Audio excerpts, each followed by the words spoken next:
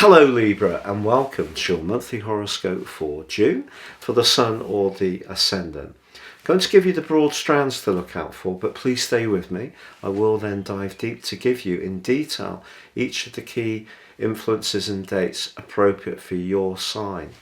Now, as this month begins, the Sun is in house 9 for you, and you're still receiving the warmth, the goodness of the new moon, which occurred on the last day of May, and that cascades its energy through the spine of this month.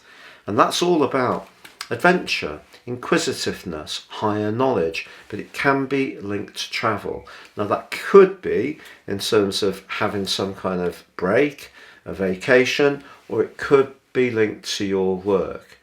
And there may be something that you're also needing some advice around, and you may find yourself dealing with an accountant, a lawyer, a business advisor in some way or another, and it could be around some kind of enterprising idea you have. It may be around grappling with those areas to extract the best value.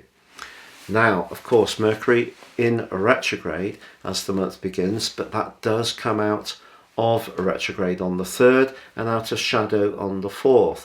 But later this month, it's going to be moving into the sign of Gemini, which it governs on the 13th, increasing that desire to open up your horizons. Now, your ruler, Venus, is also in the 8th house as this month begins, which can bring some real sensual vibration to your energy. Now, I need to tell you also about the glorious link between Mars and Jupiter for your sign in your 7th house, which is exact at the start of the month. But Saturn does go retrograde on the 4th, Neptune on the 28th.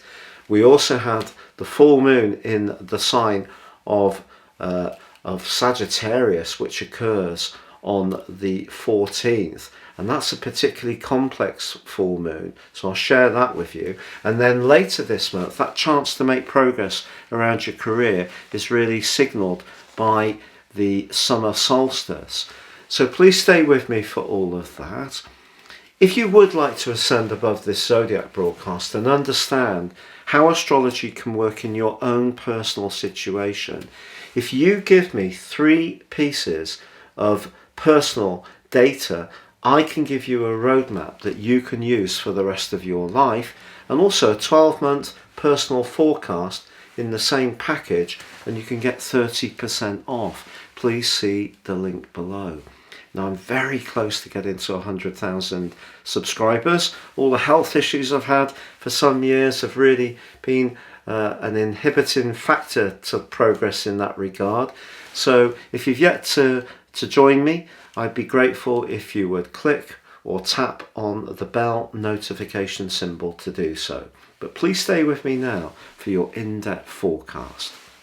So Libra, your monthly forecast for June, we always need to look at the ruling planet for each sign. The glorious Venus being in the 8th house, but also in the other sign other than yours that it governs, which is of Taurus. Now, the Taurus energy is much more about the kind of physical, material need for stability that Taurus gives us, also an appreciation of the good things in life. Libra, your Venus rulership comes more through the prism of relating. But in this 8th house position as this month begins, which is quite sensual to be honest, this could give you a real appreciation of what you can gain by collaborating with others. And having Mars and Jupiter together in your opposite sign can really be interesting. There's a choice with this because Mars is in its dignity in Aries, but having Jupiter next door can give a lot of get-go energy to your interactions. You could feel much more self-confident about how you represent yourself, but also how you firm up your boundaries. Because Pluto, being in the 4th house of your situation for so long, since 2008, has been such a mischief maker, you know, it's quite likely that you won't just have the Sun in the sign of Libra, because Venus and Mercury are often very close to the Sun. And of course, it could be your ascendant. Maybe the moon even slipped into the equation. The more energy you've had in the sign of Libra, the more Pluto has probably proved to be problematic. But what it would say is having Mars and Jupiter together in your sector of relating is going to fortify you in a major way. Now, it is true that by the end of this month, the last 3 days, Mars and Pluto have a squabble. And if there is something in your situation where you really need to push back against someone's unfairness, or someone may feel that you're the one who's overstepping the mark, then that could be the tension point. But I think there's a great opportunity to feel enthusiastic about what you can gain from interacting with others. Collaboration is something you have a great appreciation of, but you also need to feel respected. And if that respect has been lacking, I think the combination of Mars and Jupiter can give you a lot more robustness about how you represent yourself. Now, of course, Mercury retrograde through to the 3rd means that anything to do with longer term finances, despite Venus bringing opportunities around these, may need very precise and careful marshalling. And as I mentioned, maybe you need to speak or have been speaking to some kind of advisor. But did you know your ruling planet Venus is actually forging a beautiful link to Mars through the first 12 days of this month? So I think if there is someone you're strongly drawn towards, perhaps even romantically, it really could be very exciting and could see your pulse race in these early days of this month. Now, the Sun in the sign of Gemini does give you that potential passion to widen your horizons, to learn more, to gain more knowledge, or to share the ideas that you have. Higher philosophies can definitely appeal to you. But with Saturn going retrograde on the 4th through to the 23rd of October, it's just saying to you, because that's in your 5th house of passions, that those passions need to be appropriately allocated. So if you give yourself your affections away to the wrong person, it's not necessarily going to work out. Saturn will tease out the weaknesses pretty quickly. If, however, you're really dedicating yourself to a cause that's working well, the link between the Sun and Saturn from the 13th to the 19th can be a time when you really start to see traction and progress on something that's important. A contractual issue can also be resolved from the 13th.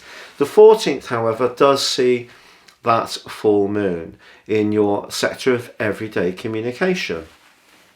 If your desire to widen your horizons is being met by a rather defensive attitude by someone close to you, maybe you need to try to talk them through what it is that you're looking to achieve. Now, Neptune's in the mix in your sector of sacrifice. Neptune has been seeing you give a lot since 2012, and I think if again you feel that you just want to remind people that they have responsibilities as well as you, this is a fine time to do so, as long as you're clear about what you're explaining. Now, you'd think with a 3-9 axis full moon, that would be easy, but Neptune can distort. So very important that you do source your information carefully if you are going to have a heart-to-heart with someone. The 21st, however, brings into play that potential to really boost your standing and to gain greater success, because then we have the summer solstice and the beginning of the second cardinal quadrant of the year. Cardinal signs, of which yours is one, are about getting things done. You're a leader sign, and this point when the Sun enters the sign of Cancer can see you make real progress around your career in the following 13 weeks, not just the following 4 weeks. Your ruler Venus moves on the 23rd, suggesting your ability to cultivate contacts, especially people who are different to you, perhaps even at a distance, can be very good and very important. But the 28th does see Neptune go into retrograde, catching up with the Saturn and Pluto retrogrades. This one goes on to December the 4th. If your physical vitality has been challenged at times since 2012, as mine has with my Libra ascendant, it may be, because of too much sacrifice. It's important that you're a free-range hen. If you're not a vegan, not an exhausted battery hen. Now, for those people who don't consume those animal products, Neptune, of course, is the sign of the sea, and water is very important to healing, but water can also wash away in the retrograde here, which is a quincunx to your sign, can wash away physical energy because there's a tendency to pick up lots of sensory influences through the prism of Pisces. So important to have time where you can just feed, recover and re-nourish your own needs. And I think it's good to be a good person, but it's also good to be good to ourselves. So as the old saying goes, healer, heal thyself. So that's something we all need to be aware with Libran energy from the 28th. But the new moon, which occurs on the 29th, is a chance for you to really power forwards around ambitions, because it forges a square with Jupiter, but that can give you extra vitality and confidence to raise and amplify your message. It's also in a semi-sextile with your ruler. That's really a critical influence because it means the 9th house energy, how you communicate, how you cultivate, is working with your desire for greater recognition.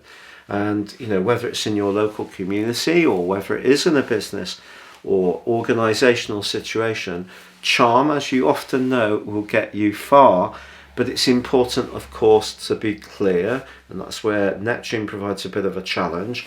And if there is someone who's been, quite tricky to deal with, the last 3 days with Mars in that square with Pluto may see you having to be very firm, and it may not be easy. Someone could be a bit ruthless in their approach, but just be conscious that if you continue to try to do what you do so well, which is often tune into what other people's needs are, lean into those needs, try to meet people halfway, but at the same time, what Mars and Jupiter are giving you this month is the ability to be very dynamic, thrusting, and in some ways galvanizing in your approach, so that other people are like, wow, and they are needing to lean into your situation more. And I think this can be a month of real progress for you.